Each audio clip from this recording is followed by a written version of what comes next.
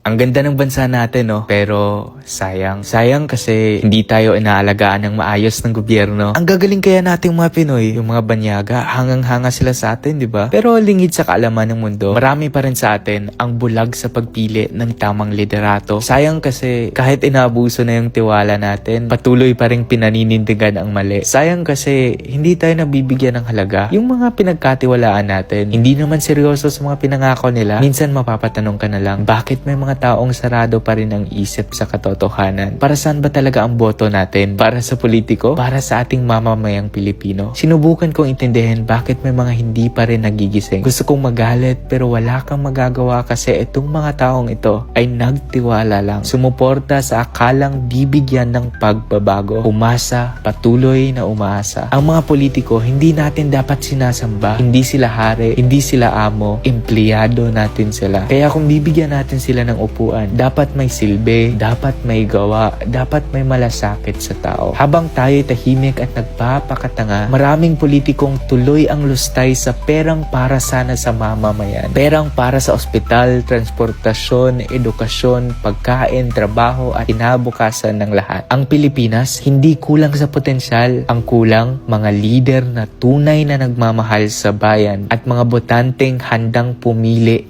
ng tama. Kasi sa bawat maling boto, taon ng paghihirap ang kapalit, at sa bawat tamang boto, may pag-asa tayong mabawi ang bansang matagal nang ninakaw sa atin. Pag tinanong ka bakit siya ang iboboto mo, dapat may matibay na plataforma ang iboboto mo. Tama na ang sagot na siyempre, basta siya gusto ko. Kaya tanungin mo ang sarili mo, hanggang kailan tayo magpapaloko sa mga taong yumayaman habang ang bayan natin ang unti-unting naghihirap?